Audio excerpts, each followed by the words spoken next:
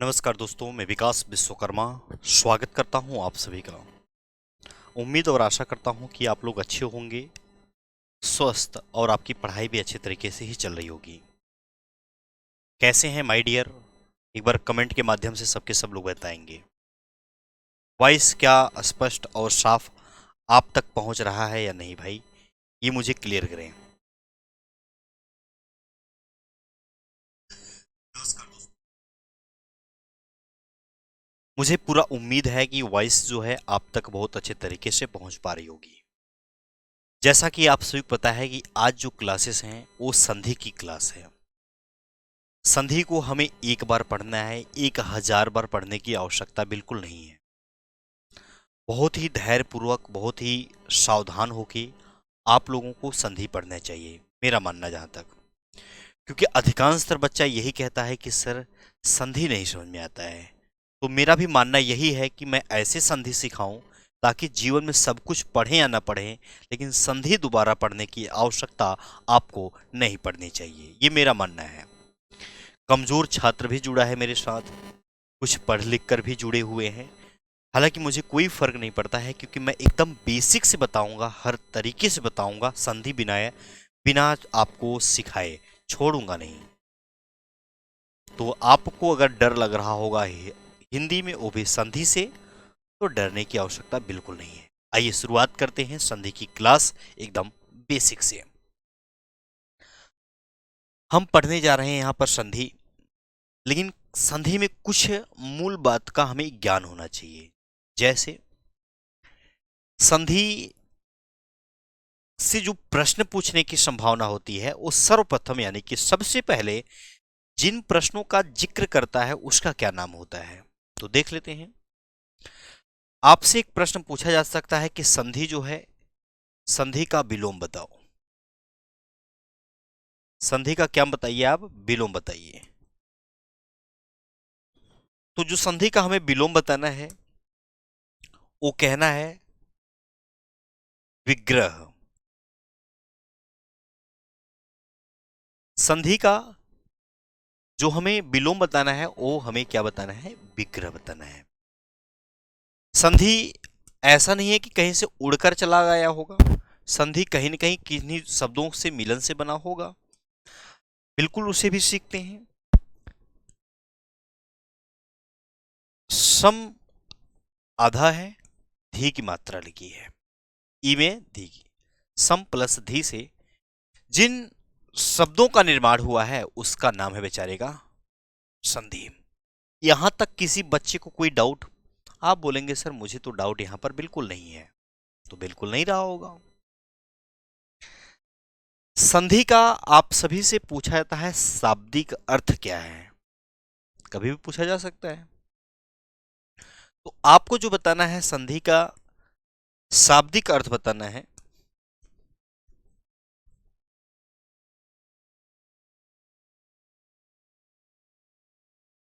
शाब्दिक अर्थ वो क्या निर्धारित करना है? आपको बताना है सर इसका मतलब होता है जोड़। शाब्दिक अर्थ क्या होता है?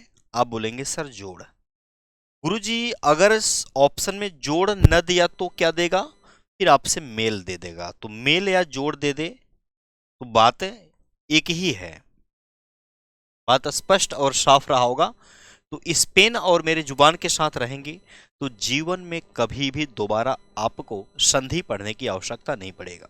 ये बात जरूर बहुत ही गौर से सुनना, याद रखना, क्योंकि अच्छे लेवल के प्रश्न जो हैं वो संधि के तौर पर यहां पर आपके बन ही जाते हैं।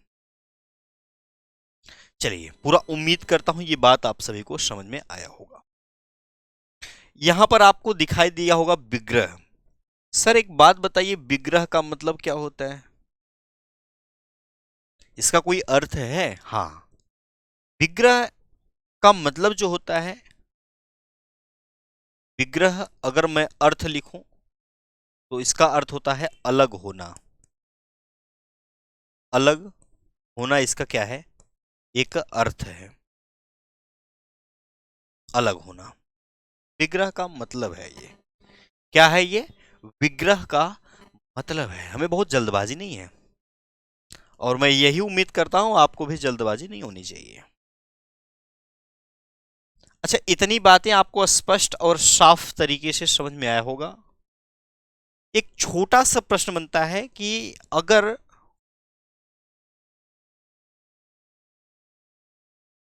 वर्णों का मिलन होगा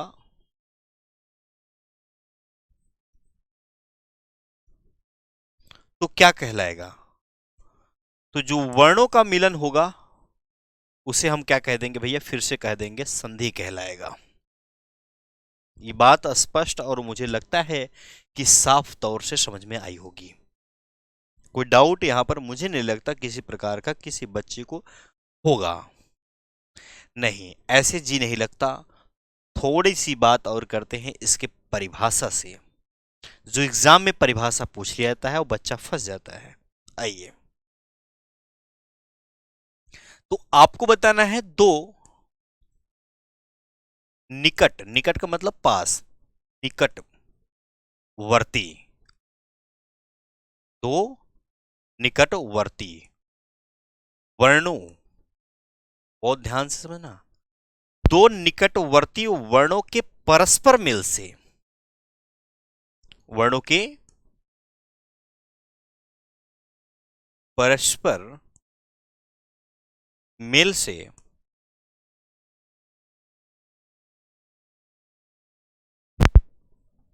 जो विकार, विकार का मतलब परिवर्तन,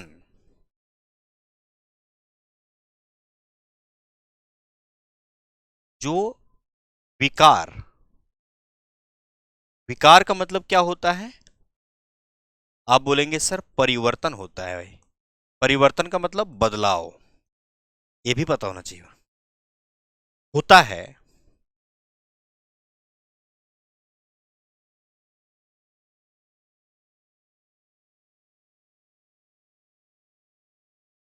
उसे क्या कहते हैं? संधि कहते हैं। इतनी बात स्पष्ट समझ में आई होंगी, उम्मीद करता हूं। हाँ माय डियर, ये बात समझ में आया होगा। दो निकटवर्ती वर्णों के परस्पर मेल से जो विकार यानी कि परिवर्तन होता है उसे क्या कहते हैं? आप बोलेंगे सर संधि कहते हैं। यहां पर वर्णों लिखा हुआ है, वर्णों का ही मिलन होगा तो क्या कहलाएगा? आप बोलेंगे सर वर्णों के मिलन से जो बात करेगा वह संधि कहलाएगा। वर्ण कितने होंगे? आप बोलेंगे दो। वर्ण कितने होंगे? आप बोलेंगे सर दो वर्ण। वर्ण भी जो निकल के आएंगे वो दो वर्ण निकल के सामने आ जाएंगे, दो वर्ण आपके सामने निकल के आ जाएंगे। तो आपको बताना है दो वर्ण हैं, कौन कौन से, या आपको खुद बताना है। तो आप पहले कहेंगे एक तो स्वर होता है, दूसरा व्यंजन होता है, यही दो वर्ण हैं। तो आपने पहले का जो नाम निर्धारित किया उसका नाम हो गया स्वर, दूसरे का नाम जो आपने कहा उसका नाम हो गया व्यंजन। ये बात स्पष्ट और साफ तक आपके दिमाग तक बातें पहुंच गए होंगे जहां तक मेरा मानना है। स्वर बहुत अच्छे तरीके से आपने वर्णमाला में पढ़ा हुआ था, हालांकि मैं वो सभी स्वर आप लोगों के बीच में लिखना चाहूंगा। स्वर कौन कौन सा होगा देख लेते हैं एक बार। स्वर कौन कौन से हैं? अ, आ, ई, ई, उ, उ, री, ए, ऐ, ओ और औ होते हैं। यह 11 स्वर होते हैं, यह आपको भी पता है। 11 ही लिखा हुआ है, 12 नहीं लिखा है, क्योंकि स्वर क्या होता है? स्वतंत्र रूप से उच्चारित किया जाता है, स्वर कहलाता है। जिन्हें हम स्वतंत्र रूप से उच्चारित कर पाए वह क्या कहलाएंगे? आप बोलेंगे स्वर कहलाएंगे। और जब हम स्वर की सहायता ले लें तो क्या कहलाएगा? व्यंजन कहलाएगा। यानी कि आप बड़े अच्छे तरीके से ये बात दिमाग तक पहुंचा लिए होंगे कि यह पूर्ण रूप से स्वर नहीं लिख व्यंजन नहीं लिखा है, यह पूर्ण रूप से व्यंजन नहीं लिखा है, यह आधा व्यंजन लिखा है। जब मैं इसमें स्वर की सहायता लगाऊंगा तब ये क्या बन जाएगा, क। और जब ये क बन जाएगा तो हम इसे क्या कह देंगे, व्यंजन कह देंगे। यानी कि मैं ये बड़े अच्छे तरीके से कह सकता हूं आप लोगों से कि क से कबूतर, ख से खरहा, ग से गमला, घ से घड़ी और अंग। क, च, ट, त, उसके बाद प। प से पतंग, फ से फल, ब से बकरी बेचारी, भ से भट्ठी और म से मछली। ये सभी के सभी ईय, अण, न और म, ये हमारे स्पर्श व्यंजन हैं। और दूसरी चीजें व्यंजन में क्या इतने ही आते हैं, ऐसा नहीं है मानने वाला, ऐसा नहीं है कि इतने ही केवल आते हैं, आपके बहुत सारी चीजें अभी छूटे हुए हैं, जैसे य र ल व। आपका क्या छूटा है, य, र, ल, व, ये आपका छूटा हुआ था। और भी कुछ छूटा हुआ है क्या, आप बोलेंगे हाँ सर तीनों प्रकार के स और ह भी छूटा हुआ है। मैंने कहा तीनों प्रकार के स लिख लीजिए आप पहले, तीनों प्रकार के स लिख लिया और ह भी छूटा हुआ था। और भी मान्यवर कुछ छूटा हुआ है क्या, तो आपके ही अनुसार छत्र ज्ञ भी छुपा हुआ है। छ, त्र, ज्ञ, ये आपके क्या है, संपूर्ण रूप से क्या लिखे हुए हैं, आप बोलेंगे सर व्यंजन लिखा हुआ है। इसमें कहीं स्वर तो नहीं है, स्वर नहीं है, लेकिन स्वर की सहायता लेकर व्यंजन बना हुआ है। बात सही है, यही होते हैं स्वर। दो वर्ण होते हैं, एक स्वर और दूसरा व्यंजन। स्वर आपके तीन, तीन छः सात चार 11 आपके स्वर लिखे हुए हैं 11, ये आपके पूरे के पूरे व्यंजन लिखे हैं। व्यंजन कैसे बना है मैंने बड़े विस्तार से आप लोगों के बीच में यहां पर मैंने जिक्र किया है उस चीज का। ठीक, मुझे नहीं लगा किसी प्रकार का समस्या, तो आपको भी नहीं लगा होगा, जहां तक मेरा ये खुद का मानना है। बिल्कुल बातें सही है। नेक्स्ट पेज पे चलना पसंद करूंगा, क्या आप भी चलना पसंद करेंगे। सर संधि का मतलब नहीं समझ में आया, मैंने कहा कोई बात नहीं है, पहले संधि का मतलब तो अर्थ पता चला, मिलन यानी कि जोड़ होता है, मेल होता है। विच्छेद क्या होता है हमें पढ़ने की आवश्यकता पड़ेगी, क्योंकि एग्जाम में पूछा जाता है संधि और विच्छेद दोनों से प्रश्न बनते हैं, तो हम विच्छेद भी पढ़ेंगे और साथ ही साथ संधि भी पढ़ेंगे। तो यहां पर आप एक हेडिंग लगा सकते हैं, जिस हेडिंग का नाम होगा विच्छेद।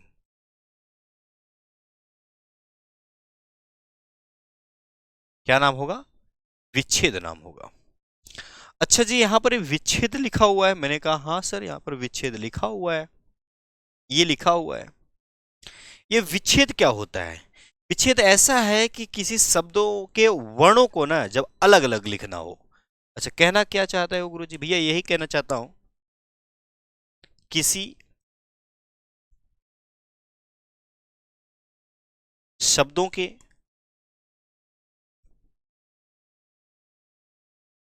वर्णों को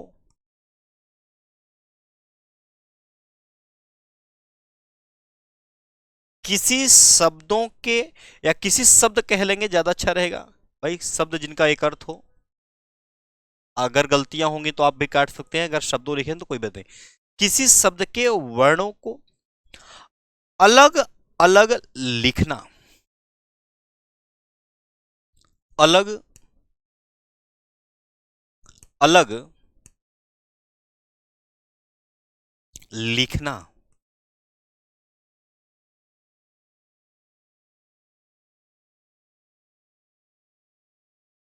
विच्छेद कहलाता है।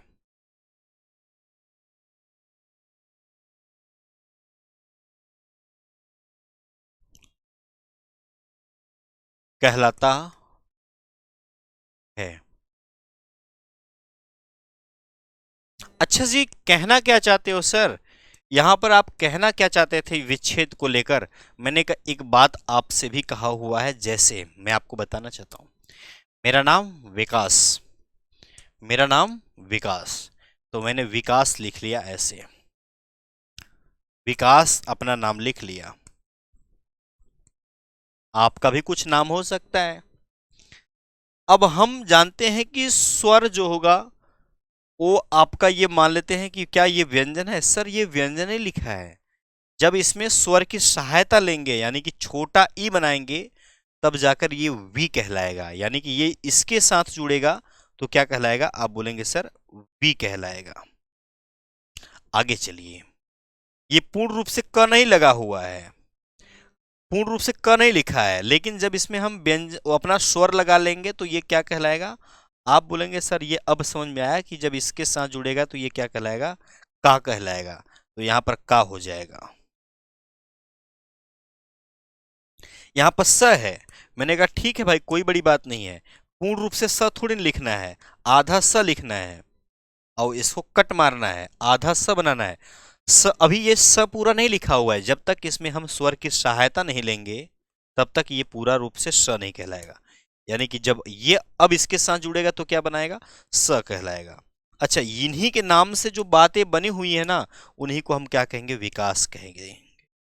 अगर पूछा जाए विकास का विच्छेद क्या है, तो इस क्रम में विच्छेद होता है। ये बात आपको भी पता होना चाहिए, आपका जो नाम हो वो बात करना नाम। एक बात का जरूर ख्याल रखें कि ये होता है आपका जो भी आधार है, जैसे ये आधा है, क आधा है, स आधा है, उसके पीछे का जो स्वर होता है ये वाला, इसको ये उठा लेता है अपनी गोदी में, अपने हाथों में ले लेता है भैया ऐसे कि चलो मैं तुम्हारे साथ हूं, तुम लंगड़ा हो, तुम विकलांग हो, तुम आधा हो, मैं तुम्हारा साथ देता हूं।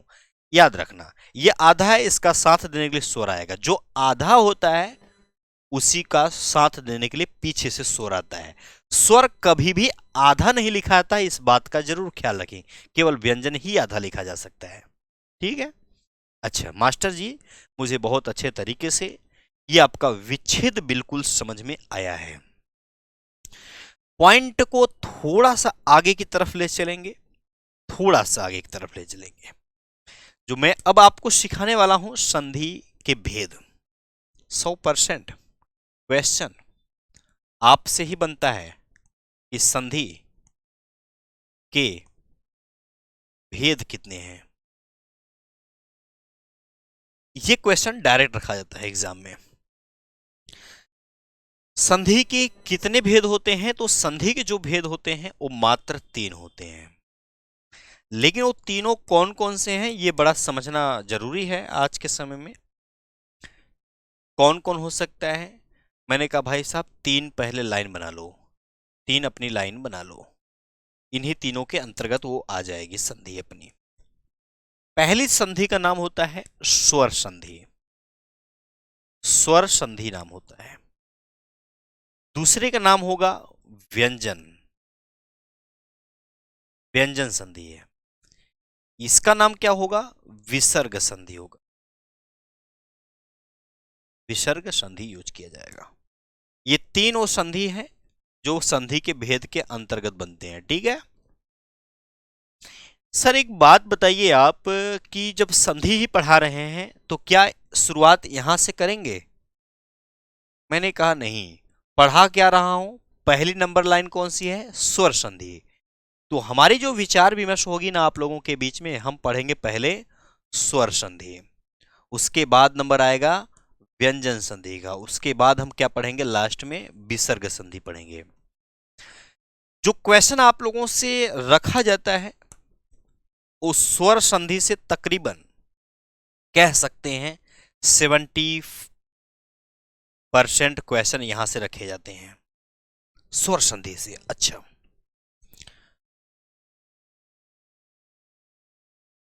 बाकी आपके तकरीबन कह सकते हैं 20% क्वेश्चन यहां से रखा जाता है।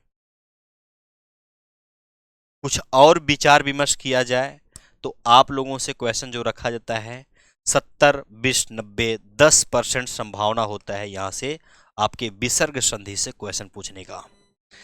बड़े अच्छे तरीके से आप स्पष्ट और साफ हो चुके होंगे कि सर जो हमें ज्यादा फोकस करके रखना है जिस संधि का, उसका नाम है स्वर संधि, क्योंकि इसमें तो 70% संभावना है प्रश्न आने की। तो बिल्कुल हमें पूरा फोकस इसी पे बना के रखना होगा। बात क्लियर? तो आप बोलेंगे हाँ सर क्लियर है, अच्छी बात है। चलिए पहले शुरुआत करते हैं, हेडिंग लगाते हैं। उस हेडिंग का नाम क्या होगा? स्वर संधि। परिभाषा पढ़ना पड़ेगा, हाँ माय डियर, बिना परिभाषा से काम नहीं चलेगा। ट्रिक बताया जाएगा, जुगाड़ बताया जाएगा, परिभाषा बताया जाएगा, लेकिन आपको इस पेन और मेरे जुबान के साथ जितनी बातें कह रहा हूं उतना बस सुनते जाना है। नेक्स्ट, उस संधि का नाम क्या होगा? पहले आप बोलेंगे सर उसका नाम होगा स्वर और संधि। हम क्या पढ़ने जा रहे हैं? स्वर संधि पढ़ने जा रहे हैं। स्वर संधि का कोई परिभाषा? स्वर बता चुका हूं क्या होता है। तो स्वर के बाद स्वर, सीधी सीधी बात है। स्वर के बाद स्वर, अर्थात कहना क्या चाहते थे? अर्थात दो स्वरों के मेल, दो स्वरों के मेल से जो, दो स्वरों के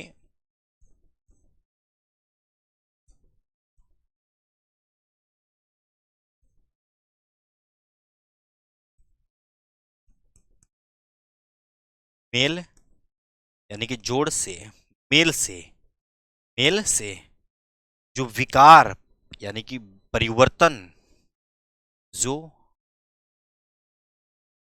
विकार या परिवर्तन,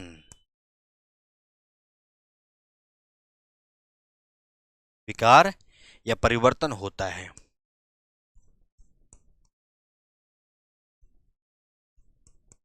वह स्वर संधि है। परिभाषा हालांकि बहुत बड़ा दिख रहा होगा, मैं जहां तक भाई, मुझे भी जहां तक लग रहा है कि परिभाषा कुछ आपको बड़ा लग रहा होगा, लग सकता है। शॉर्ट परिभाषा भी आप बना सकते हैं, ऐसा नहीं है कि कोई मजबूरी है इसी को याद करना, बिल्कुल नहीं। स्वर संधि में स्वर का मिलन होता है, बस। स्वर संधि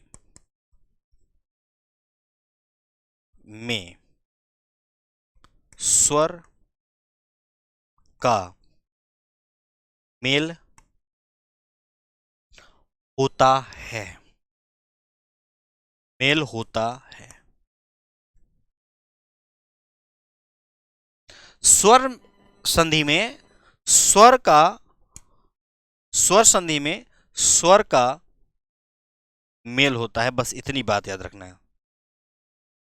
स्वर संधि में स्वर का ही मिलन होता है, कहीं व्यंजन के साथ मोहब्बत करने मत चले जाना, क्योंकि नियम ही कहा हुआ है अपना स्वर संधि का कि स्वर संधि में स्वर का मेल होता है। यानी कि कहना यह चाहता था कि स्वर के बाद स्वर, अर्थात दो स्वरों का, दो स्वरों का मेल से जो विकार परिवर्तन हो, यही होता कैसा है? जैसे मैंने आपसे कहा ये क्या है, आप कहेंगे सर स्वर है, यानी कि इसके बाद ही स्वर आना चाहिए, चाहे अब ये आ जाए और चाहे कुछ और आ जाए, तभी हम स्वर संधि कहेंगे, ठीक है। यानी कि प्लस का मतलब ये होता है कि इसके पहले और इसके एक बाद होता है, इनके बाद भी स्वर होना चाहिए, इनके बाद भी स्वर होना चाहिए, ऐसा देखने को मिलता है तो समझ लो स्वर संधि है। बस सबसे अच्छी पहचान खुद इसने बताया हुआ है, ये आप खुद नहीं बता रहे हैं। जैसे मैं आप लोगों के बीच में कहना चाहता हूं भाई, अगर मैं आपसे कहूं ये क्या लिखा हुआ है, विद्यालय लिखा हुआ है, विद्यालय लिखा हुआ है, जैसे विकास का आपने विच्छेद किया हुआ था ना, तो ऐसे इसका विच्छेद करिए, तो आप बोलेंगे सर वी ऐसे लिख लीजिए, मैंने कहा ठीक है, वी ऐसे लिख लिया, अब आपके सामने ऐसे है, ऐसे कर लिया, आपने आपने कहा सर यहाँ पर घर ऐसे है तो ऐसे कर लीजिए, मैंने कहा ठीक है, आ बना दीजिए, मैंने कहा बन गया, ल बना दीजिए, बन गया, अ बना दीजिए, ल कहलाएगा, मैंने कहा हाँ, य बना दीजिए आधा, और इसमें अ लगा दीजिए, विद्यालय कहलाएगा। ये आपको पता है, लेकिन लेकिन लेकिन हमने इसको क्या कहा? हमने कहा ये तो वी बन गया, इसको ये क्या होगा? हमने कहा भैया ये आपका आधा घ है तो ऐसे उतार दिया। अब यहां पर स्वर संधि का स्वर से ही मिलन होना चाहिए। ये स्वर बनेगा कैसे? जब तक हम इसमें अ और बड़ा वाला अ या छोटा वाला अ, चाहे छोटा वाला अ चाहे बड़ा वाला अ नहीं मिलाएंगे, तब तक ये आ नहीं कहलाएगा। और यहां पर ल लगा हुआ है तो ल ऐसे कह सकते हैं, इसके साथ ये जुड़ गया है। ठीक है, ये बात आपको इसके साथ ये जुड़ गया, ये कहलाया। कंडीशन चेंज हुआ। अब यहां पर क्या है? अ और आ है, तो स्वर का स्वर से ही मिलन करना है। इसके साथ मोहब्बत करने मत चले जाना, गलत हो जाएगा। इसके साथ ही करना है। तो इसने ये कहा कि मैं तो आ बनूंगा, और ये कंडीशन यहां पर मिला है। ये बात आपको स्पष्ट और साफ समझ में आया होगा, कोई टेंशन कोई दिक्कत नहीं रहा होगा। ये बात आपको समझ में आया या नहीं आया? आप बताएंगे हाँ सर। अगर नहीं समझ में आया तो आप ऐसे भी समझ सकते थे, विद्या में आ छुपा हुआ है। दूसरी चीजें, यहां पर आ ऐसे होगा, आलय लिख दिया। अब हम क्या करेंगे? विग प्लस आलय को करते समय ये इसके साथ जुड़ेगा तो विद्या विद्या कहलाएगा। और यहां पर देखो ये कंडीशन मिला, स्वर में स्वर का ही मिलन होगा, तो ये बन जाएगा, बड़ा वाला आ बन जाएगा। और ये यहां पर वी और आधा रहेगा ही रहेगा, ये पता है आपको। पीछे से लय है, ऐसे ही रहने देंगे। और हम एक बात जानते हैं, जो आधा अधूरा रहता है उसको पीछे वाला पकड़ लेता है उसका हाथ, कि हम भी साथ में हैं। तो यहां पर क्या होगा? आप बोलेंगे सर विद्या, और लय कहलाएगा। स्पष्ट अगर बात क्लियर रही होगी तो आप बता दीजिए हाँ सर, बात स्पष्ट और साफ रहा है। ये विच्छेद था, करके दिखाया। स्वर संधि है, बस स्वरों का मिलन हो, स्वर संधि कहलाएगा। ये तो मैं इसलिए इतनी बड़ी इतनी रचना रचा ताकि आप सीख सकें। अगर मैं चाहता तो यहां पर बता देता आ का मिलन होगा तो दोनों स्वर है, स्वर संधि कहलाएगा। तरीके से समझाया हूं, बात समझ में आई होगी। नेक्स्ट,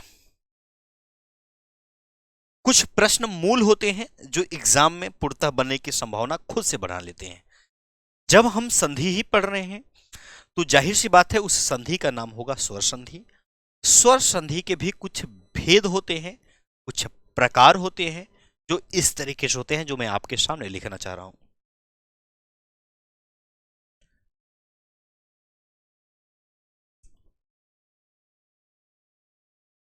स्वर संधि, स्वर संधि, स्वर संधि के भेद एग्जाम में दिया तो ठीक है, नहीं तो प्रकार दे देगा तब भी कोई बड़ी बात नहीं है। स्वर संधि के भेद, या आप इन्हें प्रकार कह सकते हैं। कितने होंगे टोटल? आप बोलेंगे सर ये टोटल 5 प्रकार होते हैं या 5 भेद होते हैं। किसके? आप खुद ही बोलेंगे सर स्वर संधि के। पांचों का नाम क्या है मैं आपको लिख देता हूं, पांचों का नाम। एक का नाम होता है दीर्घ संधि, दीर्घ स्वर संधि। तो बार बार लिखने की आवश्यकता तो नहीं है, बार बार की स्वर संधि स्वर संधि, हमें पता चल गया कि ये वही है। एक आपका दीर्घ स्वर संधि, सेकंड यानी द्वितीय है गुण स्वर संधि, वृद्धि यण संधि, और अपना अयादि स्वर संधि। बात स्पष्ट और समझ में आया होगा, तो आप यहां पर भी चीजें लिख सकते हैं। ये वही हैं जो आपके कहीं ना कहीं प्रकार में से बन के आते हैं।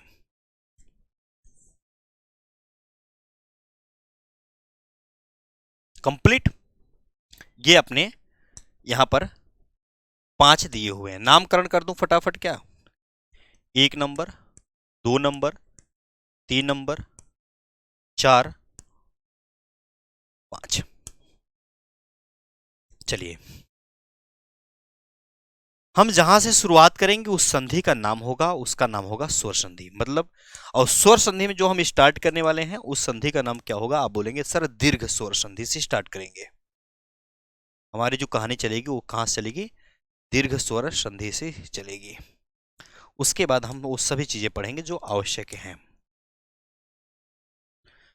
तो दीर्घ संधि से भी प्रश्न बनता है, बिल्कुल बनता है। अधिकांशतर क्वेश्चन यहां से देखने को मिलता है आपके अपने अपने एग्जाम में।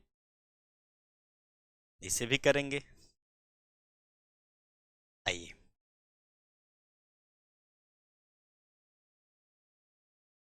जो दीर्घ संधि होगा ना, जो दीर्घ, दीर्घ का मतलब होता है बड़े, बड़ा। दीर्घ स्वर संधि जो है, इसके कुछ नियम होते हैं जिसे हमें लिखना बेहद जरूरी है। लॉन्ग टाइम याद रखने के लिए कुछ ना कुछ तरीका करना पड़ेगा, लेकिन वैसे आप सीख लीजिए।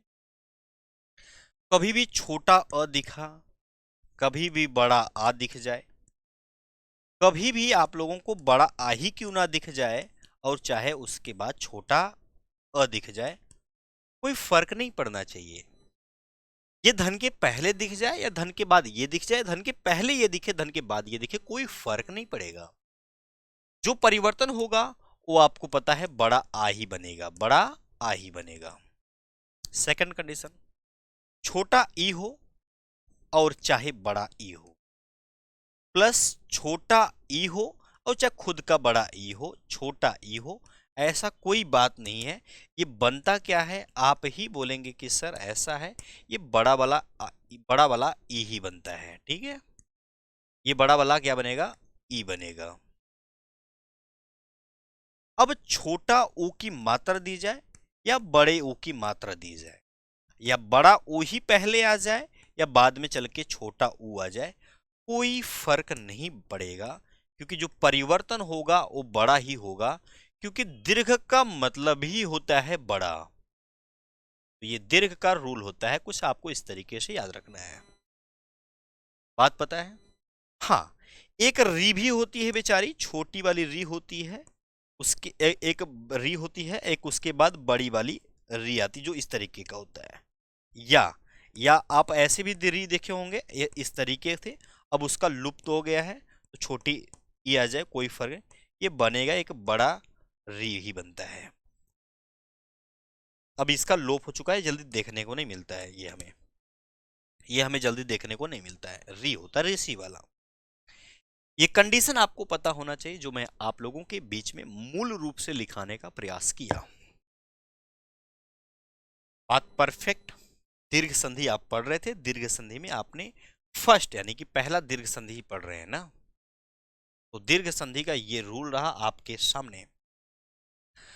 कुछ उदाहरण के माध्यम से बिल्कुल समझाऊंगा, जैसे आप समझेंगे वैसे समझाऊंगा भाई साहब। डर के थोड़ी सीखना है किसी को। पहला रूल उठाते हैं, इसको इसको उठाते हैं पहले। चलिए भाई उठ जा भाई, फटाफट फटाफट आ जा।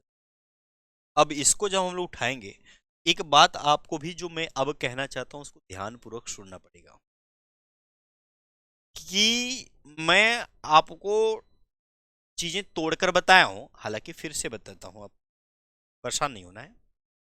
पहला जो हमको फॉलो करना है वो अ हो चाहे आ हो, और चाहे आ ही क्यों ना आ जाए, उसके बाद हमें चाहे अ देखने को मिले, हमें किसी से लेना देना नहीं है। कि हमारा सिस्टम कहता है भैया हमें बड़ा होना है, बड़ा आ होना है, तो आप बोलेंगे हाँ सर बड़ा ही आ होगा। अच्छा, इस पे कई उदाहरण ऐसे हैं जो अप्लाई होंगे, एक बार देखते हैं कर करके। जैसे आप कहेंगे मैंने कहा, वही कहानी है, यहां पर मैंने कहा स्यू लिख दिया, क्या लिख दिया? स्यू लिख दीजिए। और यहां पर मैंने आलय कर दिया, कोई दिक्कत? आप बोलेंगे सर हमें कोई दिक्कत नहीं है, हमें कोई दिक्कत नहीं है। शिव प्लस आपने आलय कर दिया और ये क्या बना खुद को पता नहीं चला। तो क्या शिव को ऐसे लिखा जा सकता है? आप बोलेंगे हाँ सर जी ऐसे लिखा जा सकता है। भाई ये इसके साथ जुड़ेगा तो अ नहीं कहलाएगा, स्यू। आप बोलेंगे हाँ। आगे क्या है, आ लगा हुआ है, उसके बाद क्या है, लय लगा हुआ है। मैंने कहा ऐसे रहने दो, क्या फर्क पड़ता है, तोड़ना तो आप जानते हैं ना। संधि कहाँ होगी सर, जब स्वर की संधि पढ़ेंगे ना तो स्वर के ही मोहब्बत से, उन्हीं के मिलन से स्वर संधि का निर्माण करेंगे। अच्छा, इसके साथ जोड़ दूं क्या, नहीं नहीं नहीं नहीं नहीं नहीं, स्वर में स्वर का ही मिलन होगा। अच्छा, तो भैया ये जब दोनों मिलेगा तो क्या बनेगा, आपने कहा ऐसे कंडीशन पे बड़ा आ ही बनता है मास्टर जी।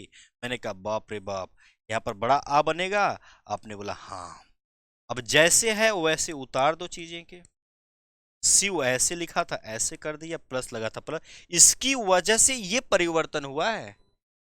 और वही कहा हुआ था स्वर संधि में स्वर का मिलन होगा, और दीर्घ संधि में तो यही फॉलो हो रहा है, इसकी वजह से ये बना हुआ है, ये मेरी वजह से नहीं बना हुआ है।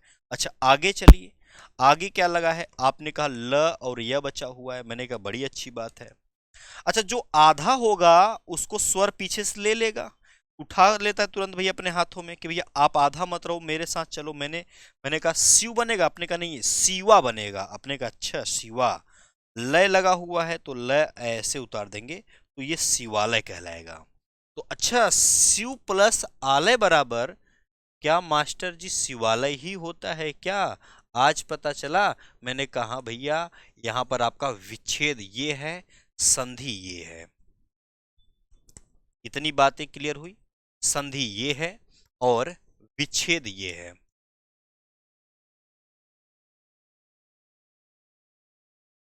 कंप्लीट, बिल्कुल रहा होगा भाई, बिल्कुल रहा होगा। अच्छा एक बात कहना चाहता हूं सर, आपने तो शिव प्लस आलय बराबर शिवालय कह दिया, हिम प्लस आलय बराबर हिमालय कह देंगे। हमको कैसे पता चलेगा कि हिम प्लस आलय बराबर हिमालय होता है, हमें कैसे पता है कि चले कि शिव प्लस आलय, आपने तो फटाक से कहा शिव प्लस आलय बराबर शिवालय, हम कैसे कहेंगे। आपके दिमाग में होगा ये प्रश्न है, जैसे जैसे मैं कहूं कि हिम प्लस आलय, हिम प्लस आलय बराबर हिमालय। ओ गुरुजी रुको ना, आपने ऐसे कैसे कह दिया कि हिम प्लस आलय बराबर हिमालय, कुछ तो बताओ, हमें भी पता चले। हम तो हिमा प्लस आलय कह सकते थे, हिमटोरा बराबर आलय कह सकते थे। मैंने कहा रुको भैया, सारी की सारी चीजें सिखाऊंगा, हिम प्लस आलय बराबर हिमालय हमने कैसे कह दिया ये भी बताता हूं, और आप किस तरीके से सोच रहे थे उस पर विचार विमर्श कर लेता हूं ना। आपने तो कहा सर शिव प्लस आलय बराबर शिवालय, लेकिन हमें कैसे पता चलेगा कि शिव प्लस ही बराबर आलय बराबर शिवालय होता है। ठीक है सिखा देता हूं। देखो ऐसा है, अगर मैं हिम प्लस आलय पर लिख दिया तो ये मेरी गलती है थोड़ी सी, हो सकता है मैं रटा हूं, आपको थोड़ी न पता है कि हिमालय कैसे हो गया, तो सिखाता हूं। अभी कुछ देर के लिए इनको भूल जाइए, जो डब्बे में ये बने हुए हैं ना इनको कुछ देर के लिए आप भूल जाइए। फिर सर क्या सीखना पड़ेगा, मैंने कहा हिमालय लिख देता हूं भैया, हिमालय पहले लिख देता हूं, हिमालय को ही लिख देता हूं पहले। अभी उसको डब्बे में जो चीजें लिखी हैं उन्हें आप कुछ देर के लिए भूल जाइए, मेरे कहने के अनुसार थोड़ा सा भूल जाओ। अब हिमालय को अगर तोड़ना चाहेंगे तो कैसे टूटेगा, आप बोलेंगे सर यहाँ पर ऐसे टूट जाएगा जैसे आपने पहली बार में ही तोड़ा हुआ था चीजों को। मैंने कहा हाँ भाई, तो हमने तोड़ के बताया हुआ था। तो आपने कहा हुआ था सर एक बात बताओ, यहाँ पर आपने ह लिखा हुआ था, आधा ई की मात्रा थी, ऐसे पहले बना लीजिए, प्लस लगाइए, माँ लगाइए, आ लगाइए, म लगाइए, आधा बनाइए, हीमा हो चुका है, आपने कहा ठीक है, आधा ल बनाइए, अ लगाइए तभी तो ल कहलाएगा, य बनाइए आधा और इसमें स्वर लगाइए अ, तभी जाके हिमालय। क्या जैसे विकास को आपने ऐसे विच्छेद किया हुआ था, क्या आपने हिमालय को विच्छेद कर लिया। आप बोलेंगे हाँ मास्टर जी, हाँ गुरुजी, मैंने बड़े अच्छे तरीके से कर लिया। आइए, कोई बात नहीं है, आपने ये देख लिया। सर एक बात बताओ, संधि कहाँ होती है? हमने कहा स्वर संधि में स्वर का मिलन होगा। तो इस पे कर लूं क्या? नहीं भैया, इस पे नहीं करना है। आप भी जानते हैं कि संधि जो होगी यहां देखने को मिलेगी। अच्छा जी, यहां देखने को मिलेगा, हाँ। अच्छा, ये आ किनके मोहब्बत से बना होगा, किनके मिलन से बना होगा? तो आप बोलेंगे जो ये आ बना होगा ना, कि त इनमें छोटा वाला अ मिला होगा और कि तब बड़ा वाला आ मिला होगा। और अगर ऐसा कंडीशन नहीं रहा होगा तो बड़ा वाला आ गया होगा उसके बाद, या फिर उसके बाद आ गया होगा, तभी ये इन्हीं के मोहब्बत से क्या बना होगा? आप बोलेंगे सर ये बना होगा। क्या इस पे अप्लाई हो रहा है? ये वाले सिस्टम पे ये वाला बन रहा है? आपने कहा अच्छा। एक बात सोचो जरा अपने मन से एक बार, एक बार इसमें आपने हिम कह दिया, ये क्या बनेगा? आपने बोला सर ये हिम कहलाएगा, वो भी आधा कहलाएगा। मैंने कहा बात सही कह रहे हो भैया, ये इसके साथ जुड़ेगा तो ही कहलाएगा। ये म आधा है तो म छोड़ दिया, क्योंकि काम इस पे चल रहा है तो उस पे छेड़खानी नहीं करेंगे। इस पे आते हैं तो इसके सामने क्या कहलाएगा? ये आपका ल कहलाएगा, ये ल कहलाएगा। और ये क्या कहलाएगा? य कहलाएगा कि नहीं कहलाएगा? आपने बोला हाँ सर कहलाएगा। बड़ी अच्छी बात है। मैंने तो इस पे कोई छिड़कानी नहीं किया ना, मैंने तो इन चीजों को मैंने क्या किया, इन चीजों के माध्यम से मैंने ये वाला चीजें बना लिया है, ये वाला चीजें बना लिया हुआ है, ये बन गया। और मैंने कुछ तो ज्यादा नहीं किया, इन वाली चीजों को उठाया और मैंने इस पे काम कर लिया, तो ये अपना ये कहलाया। इसकी वजह ये तब बनती जब इनको अप्लाई करते। आपने कहा ठीक है मास्टर जी, ये तो तभी बनता ना। अब एक बार हिम के साथ जोड़ दीजिए इसको, पीछे वाला थाम लेगा ना, तो आप बोलेंगे सर ये अ जुड़ेगा म के साथ तो हिम कहलाएगा कि नहीं कहलाएगा? आधा म था तो अब पूरा म कहलाएगा, हिम कहलाएगा। दूसरी बार अगर इसको जोड़ेंगे, हिम के साथ आ जोड़ेंगे, तो क्या कहलाएगा? आप बोलेंगे सर एक हीमा कहलाएगा, क्योंकि म आधा है। एक बार अ को जोड़ लीजिए, एक बार मैंने क्या किया, अ को जोड़ लिया, एक बार आ को जोड़ किया, तो अ को जोड़ा तो ये हिम कहलाया, आ को जोड़ा तो हीमा कहलाया। मैंने कहा अच्छा ये दोनों आ गया निकल के, प्लस था प्लस लगा दिया। अब लय में क्या जोड़ेंगे? ये आधा है ना, आ पहले लिख दिया, अब लय लिख दिया, यहां पर आलय कह दिया। एक बार आ के पहले लगा दिया लय के साथ, एक बार अ लगा देते हैं, दूसरी बार अलय लगा देते हैं, अलय लगा देते हैं। कहने का मतलब एक बार इसको उठा के इसके आगे रख दिए और एक बार इसको इसको उठा के इसके आगे रख दिए। तो ये हमारा आपको बात समझ में आया होगा। तो एक बार उठा के रखा तो आलय कहलाया, दूसरी बार क्या उठाया तो अलय कहलाया। एक बार इसमें जोड़ा तो हिम कहलाया, एक बार इसमें जोड़ा तो आ कहलाया, हीमा कहलाया। एक बात बताओ, हिम का मतलब क्या होता है? हिम का मतलब होता है बर्फ होता है ना। हीमा का कोई मतलब होता है? नहीं होता है, काट दिया। आलय का मतलब क्या होता है सर? घर होता है। अलय का मतलब कुछ होता है? नहीं होता है। तो बर्फ और हमारा किन्हीं का कोई अर्थ निकलना चाहिए था, दो का अर्थ निकला, तो इसलिए मैं कहा एक तो हिम ले लिया, दूसरा मैंने क्या लिया? आलय ले लिया। हिम प्लस आलय बराबर ही तो क्या कहलाया था? आपने कहा सर हिमालय कहलाता। अच्छा मास्टर जी, हिमालय को ऐसे तोड़ के आपने बताया हुआ था? हाँ मेरे भाई ऐसे बताया था, मैं इसलिए बोल दिया कि हिम प्लस आलय बराबर हिमालय। जो हिम प्लस आलय बताया वो इस तरीके से निकला। हीमा प्लस आलय भी तो हो सकता था, लेकिन हीमा का कोई मतलब नहीं निकला, क्योंकि हीमा यहां पर करके भी बताया हूं कैसे हीमा भी बनेगा, हिम कैसे बनेगा वो भी बताया हूं, आलय कैसे बना है और अलय कैसे बना है उस पर विचार विमर्श किया गया है। कोई टेंशन, कोई दिक्कत, कोई परेशानी? आप भी कह देंगे ना अब, शिव प्लस आलय बराबर शिवालय, विद्या प्लस आलय बराबर विद्यालय। विद्य होगा कि विद्या होगा? नहीं, विद्य नहीं होता, विद्या होता है। ये बात पता चला? उम्मीद करता हूं आप भी तोड़ना सीख गए होंगे। लेकिन अब हम चलते हैं इस रूल पर, इस वाले रूल पे आते हैं भाई। ये हमारा रूल कहता है कुछ भी हो जाए परिवर्तन आ ही बनेगा। अब विचार करते हैं फटाफट फटाफट फटाफट अपने उदाहरण को लेकर। एग्जाम में जो पूछा जाता है, रत्न पूछा जाता है, रत्न रत्न, रत्न। अब बताओ रत्न प्लस आकर, रत्न प्लस आकर, तो ये क्या बनेगा? आप बोलेंगे सर अब वैसा करूंगा तो ये रत्नाकर बनेगा, क्योंकि धन के पहले अ है और धन के बाद आ है, इनका मिलन होगा तो क्या कहलाएगा? आ कहलाएगा। अच्छा, ये रत्ना कहलाएगा, रत्ना, ये रत्ना कहलाएगा, रत्नाकर कहलाएगा। तो अगर पूछा जाए रत्नाकर में कौन सी संधि है, तो आपको बता देना है सर इसमें जो संधि पाई जाएगी वो अपनी दीर्घ संधि पाई जाएगी। ये रत्न प्लस आकर ही बनाकर क्या बना है? रत्नाकर। इसमें आ देखने को मिला, मिला?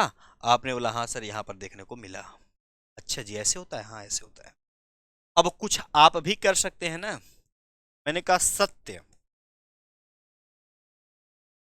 सत्य प्लस अर्थी, सत्य प्लस अर्थी। अब आप क्या कहेंगे? धन के पहले अ है, धन के बाद सत्या हो जाएगा कि नहीं हो जाएगा? आप बोलेंगे हाँ सत्या हो जाएगा। अब और ये मैं कैसे तोड़ दिया सत्य प्लस अर्थी में? ये मैं बहुत अच्छे तरीके से हिम प्लस आलय के माध्यम से समझाया था। आप सत्या कहेंगे कि सत्य कहेंगे? नहीं, सत्य कहेंगे। अर्थी कहेंगे कि आर्था की आर्थी कहेंगे? नहीं, अर्थी कहेंगे। ये आप जब तोड़ेंगे तो वो चीजें मिल जाएंगी आपको, मीनिंग्स भी निकाल लेना आप लोग।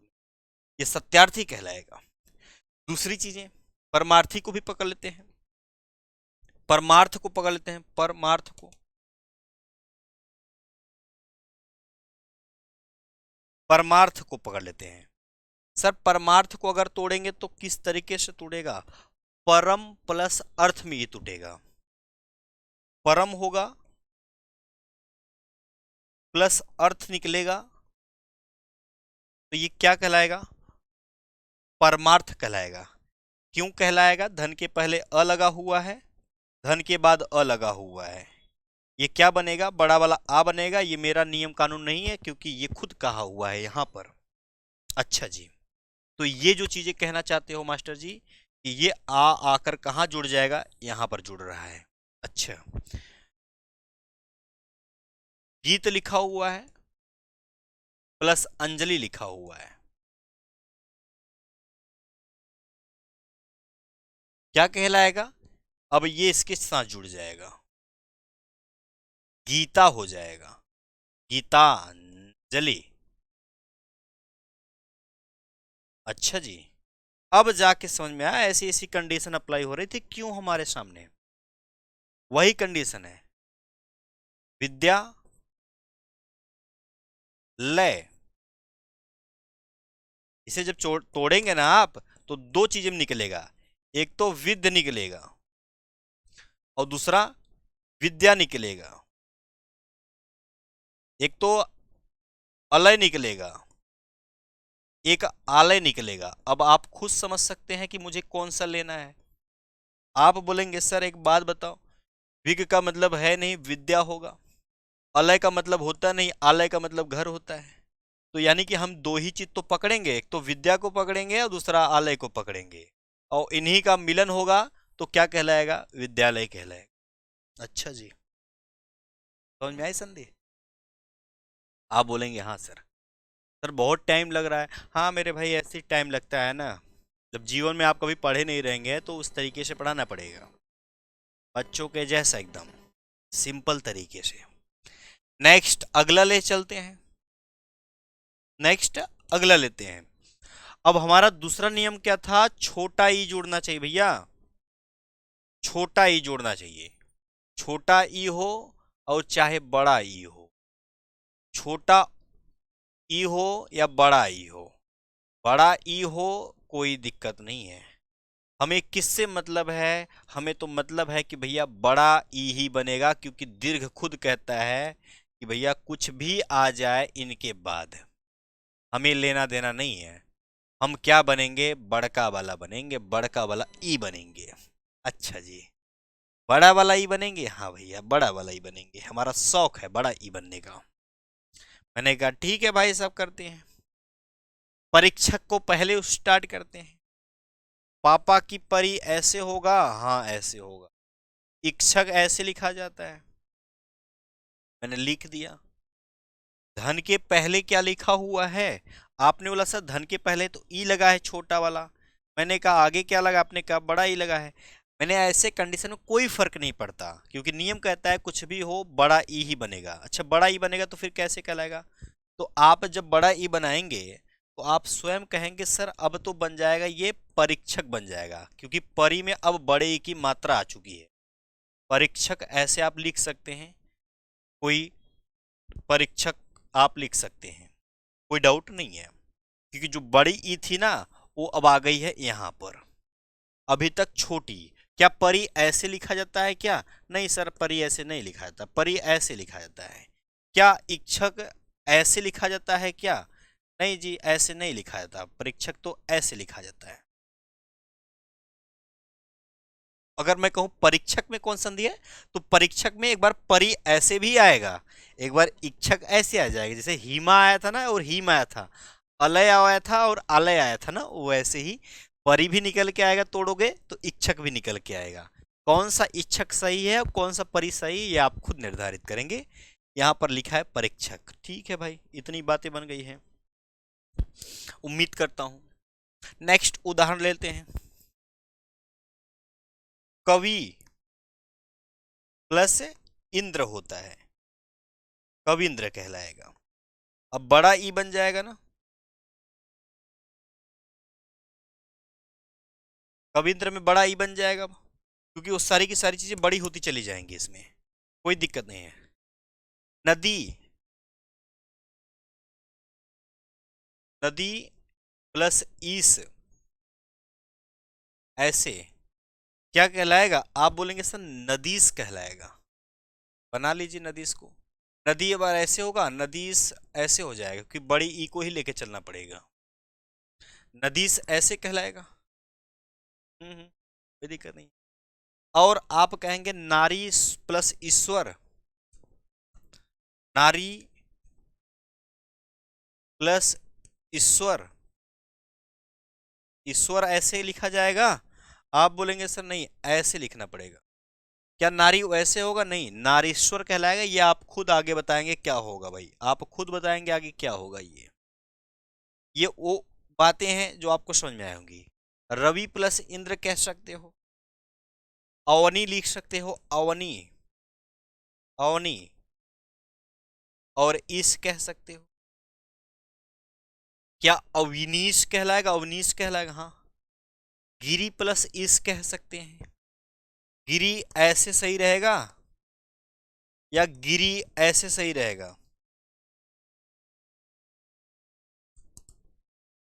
आप बताइए कौन सा गिरी एकदम करेक्ट लिखा हुआ है भाई? गिरी इसमें कौन सा करेक्ट लिखा है आपको बताना है। आप बोलेंगे सर गिरी ऐसे नहीं होगा, गिरी ऐसे नहीं, गिरी यहां पर लिखा हुआ है सही, तो गिरी ई वाला करेक्ट है। हाँ सर जी करेक्ट है। ई वाला सही है या ये वाला सही है? आपने बोला नहीं सर इसका मतलब समझ में आता है, तो हमें इसको काट देना है, इसको काट देना है। तो इसलिए बताया था गिरी प्लस इस बराबर क्या होता है। आपने कहा गिरी प्लस इस बराबर गिरीश कहलाएगा। अब गिरी में छोटे री की मात्रा है, तो मैंने कहा गिरी बनाओ भाई, बड़ा ही बनेगा। गिरीश तो ऐसे ही लिखा जाएगा। काम बन गया भाई, काम बन गया। ये बात समझ में आई होगी पूरा उम्मीद करता हूं, समझ में आया। चलिए एक उदाहरण और आपके सामने मैं देता हूं। रवि प्लस इंद्र से क्या कहलाएगा, ये आप मुझे फटाक से बताएंगे। रवि वैसा बना दो क्या? नहीं सर अब समझ गया हूं, विच्छेद करना, कोई बात नहीं है। नेक्स्ट अगले उदाहरण की तरफ चलते हैं। अब छोटा ऊ को भी पकड़ लेते हैं भैया, छोटा वाला ऊ को, बड़ा वाला ऊ को भी, दोनों को ऊ को पकड़ना है ना, ऐसे बर्बाद थोड़ी नहीं करना है किसी को, दोनों ऊ को पकड़ना है। चल भैया छोटका वाला ऊ आ जाओ पहले, और चाहे बड़का ऊ आ जाओ, और चाहे खुद बड़का ऊ आ जाए या छोटका ऊ आ जाए। भाई ये कहता है मुझे किसी से कोई लेना देना नहीं है, मुझे जो सिर्फ लेना देना है ना वो बड़ा ऊ से मतलब है। और ये बड़ा ऊ तब बनता है जब ये कंडीशन देखने को मिलता है, तो वहां पर बड़े ऊ का निर्माण होता है। अभी चीजें समझ में आएंगी। जरा धैर्य पूर्वक समझना जो मैं आपको समझाना चाहता हूं। क्या समझाओगे गुरुजी? मैंने कहा ये क्या लिखा हुआ है? आपने कहा सर भानु, भानुदय लिखा हुआ है। क्या लिखा है? भानुदय लिखा हुआ है। अच्छा, भानुदय ये वाला सही लिखा है या ये वाला सही लिखा है? आप बोलेंगे अरे बाप रे बाप, मुझे तो पता नहीं है कौन सा सही लिखा है। तो संधि हमारा तय करता है कि एक्चुअली में शुद्धवर्तनी सही कौन लिखा गया है। शुद्धवर्तनी सही क्या लिखा गया है ये मैं निर्धारित नहीं करती हूँ, ये मेरी संधि है ना, वो निर्धारित करती है कि भैया शुद्धवर्तनी सही कौन सा लिखा हुआ है। अभी 2 मिनट के अंदर क्लियर हो जाएगा कि ये वाला सही लिखा है भानुदय, कि ये वाला सही लिखा हुआ है ना। अब चेक करिए। अब मैं आपको बताऊं कि भानु कैसे लिखा जाएगा। तो आपने कहा मुझे नहीं पता है। मैंने कहा कोई बात नहीं भैया, अपने पास दिमाग तो वही है ना, भ से भट्ठी बनाओ, आ करो, भा कहलाएगा, आ कहलाएगा। नू की मात्रा बनानी है तो न आधा करना पड़ेगा, ऊ की मात्रा है। मैं पहले इस वाले को लेके चल रहा हूं, ठीक है। यहाँ पर ऐसे बना दिया, बड़े ऊ की मात्रा थी तो बड़े ऊ को मात्रा दर्शा दिया। द बना दिया ऐसे करके और आधा करके अ लगा दिया, द कहलाया। हो गया कि नहीं बात? तो वही आप कहेंगे ठीक है सर जी, ये बात आप भी कर लेते हैं, ये तो मैं भी कर लेता हूँ। क्या? क्यों? मैंने इसको तोड़ दिया, इसको मैंने विच्छेद कर दिया। अच्छा, एक बात बताओ, ये इसके साथ जुड़ेगा तो क्या कहलाएगा? आपने कहा सर भा कहलाएगा। बड़ी अच्छी बात है। ये न है तो आधा न है तो इसको आधा न छोड़ देंगे। अब ये बताओ ऊ बनी कैसे होगी? ये ऊ बनी कैसे होगी सर? इसमें अगर छोटा ऊ जुड़ा होगा कि तब बड़ा ऊ जुड़ा होगा, कि तो इसमें बड़ी ऊ आई होगी कि तो छोटा वाला ऊ आया होगा, तभी जाकर ये क्या बना है। आप बोलेंगे सर ये बड़ा वाला ऊ बना हुआ है। ऐसे कंडीशन पे ही तो बनता है बड़ा वाला ऊ। आपने ये बोला ठीक है। अब यहां बताओ आपने कहा अब एक बात बताओ कि यहां पर एक बार मैं भानु में एक बार ये जो छोटा वाला ऊ है एक बार मैं ऐसे करके चेक कर लेता हूं। समझ में आया? आपने बोला सर एक बार भानु ना आप ऐसे बना लीजिए। एक बार मुझे तो जोड़ना पड़ेगा ना, एक बार ये वाला अ इसके साथ जोड़ना पड़ेगा तो ये वाला भानु कहलाएगा। दूसरी बार जो हमें जोड़ना पड़ेगा, एक बार ऐसे भी जोड़ना पड़ेगा, इसके साथ ऐसे जोड़ना पड़ेगा, तो ये इसके साथ जुड़ेगा तो ऐसे कहलाएगा। दय बना देता हूं, इसको दय पूरा कर देता हूं, दय और यह इसको बना दिया, ठीक है। अब इसके आगे जुड़ा हुआ है, इसके आगे जोड़ देते हैं। अब यहां पर ये क्या कहलाएगा? आप बोलेंगे उदय ऐसे सही है या उदय ऐसे सही है?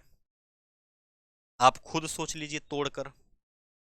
अब आप बताइए ना कि भानु कैसे लिखा जाएगा। भानु सर ऐसे लिखा जाएगा कि ऐसे लिखा जाएगा? भैया भानु ऐसे थोड़ी लिखा जाता है, ऐसे लिखा जाता है। अच्छा जी, अब बताओ उदय कैसे सही लिखा जाएगा? आपने बोला सर ये उदय ऐसे थोड़ी लिखा जाता है, उदय ऐसे लिखा जाता है, सूर्य का उदय होता है इस तरीके से, सूर्य ऐसे लिखा जाता है। अच्छा जी, अब समझ में आया कि भानु, भानु, भानु ऐसे और उदय ऐसे होगा। भानु ऐसे और उदय इस तरीके से होगा तब जाके भानुदय कहलाएगा, तब जाके भानुदय कहलाएगा। मतलब ये वाला गलत है, ये वाला गलत है, ये वाला सही है, ये वाला सही है, तभी जाके भानुदय में कह दिया। अब आप सोचो कि भैया भानु प्लस उदय, जब यहाँ पर बड़े ऊ की मात्रा है कि छोटा या बड़ा कोई फर्क नहीं पड़ेगा, बनेगा क्या? बड़ा ऊ बनेगा। तो यहाँ पर अब तो भानु ऐसे लिखा होना चाहिए था, भानुदय अब ऐसे लिखा जाएगा। भानुदय अब तो ऐसे लिखा जाना चाहिए। मैंने कहा हाँ भैया अब तो ऐसे ही लिखा जाना चाहिए था, यानी कि ई वाला भानुदय गलत हुआ। सही भानुदय कौन सा लिखा हुआ था? ये लिखा हुआ था। समझ में आया? आप बोलेंगे सर बड़े अच्छे तरीके से समझ में आया, बड़े अच्छे तरीके से समझ में आया, ठीक है। इतनी बातें आपको स्पष्ट और साफ तरीके से समझ में आई होंगी। कुछ उदाहरण फटाफट ले लेते हैं ना। मैंने कहा वधु, अब आप समझ लेंगे वधु कैसे लिखा है। वधु ऐसे लिखा जाएगा क्या? नहीं सर जी वधु ऐसे थोड़ी लिखा जाता है। तब कैसे लिखा जाएगा? वधु तो ऐसे लिखा जाएगा। अच्छा, अब समझ में आ गया होगा। वधु प्लस उत्सव, बराबर क्या हो जाएगा, आप खुद जोड़ लीजिएगा। ये आप खुद, हु ऐसे होता है जमीन के लिए, ऊर्जा ऐसे होगा, क्या कहलाएगा आप खुद भी जोड़ सकते हैं। लघु प्लस उर्मी, या आप डायरेक्ट लघुर्मी भी कह सकते हैं। लघुर्मी कैसे लिखा जाएगा उसका विच्छेद करके आप मुझे बताइए, यहां पर बता दीजिए। और भी चीजें कह सकते हैं, मधु कह सकते हैं। अब मधु कैसे लिखा जाएगा, ऐसे लिखा जाएगा। हाँ सर, उत्सव कह सकते हैं, उत्सव कह सकते हैं। तो ये मधुत्सव कहलाएगा कैसे, तो आप बोलेंगे सर अब मधु तो ऐसे कहलाएगा ना, छोटा ऊ है, छोटा ऊ है, चाहे बड़ा ऊ हो चाहे छोटा, बनेगा तो बड़ा वाला वधुत्सव, ये ऐसे कहलाएगा। आप आगे भी जोड़ सकते हैं चीजों को, कोई तकलीफ। गुरु प्लस उपदेश, गुरु प्लस उपदेश,